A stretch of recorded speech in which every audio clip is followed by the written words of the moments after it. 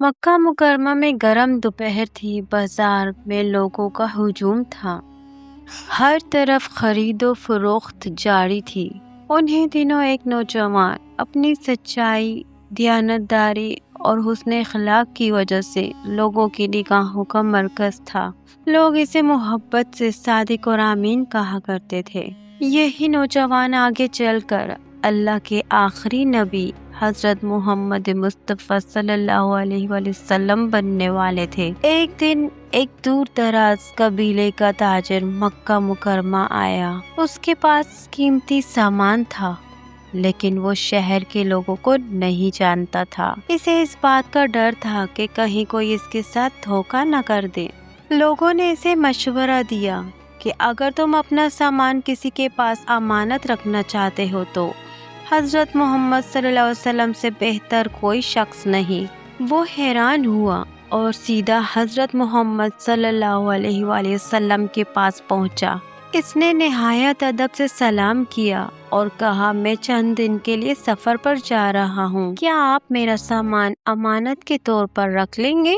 حضرت محمد صلی اللہ علیہ وآلہ وسلم نے فرمایا، ضرور، امانت کی حفاظت کرنا تو ہماری ذمہ داری ہے۔ تاجر مطمئن ہو کر وہاں سے چلا گیا اور چند دن بعد وہ واپس آیا۔ حضرت محمد صلی اللہ علیہ وآلہ وسلم نے اس آدمی کا سارا سامان اسی حالت میں واپس کر دیا۔ نہ کوئی چیز کام تھی اور نہ کسی چیز کو کوئی نقصان پہنچا ہوا تھا۔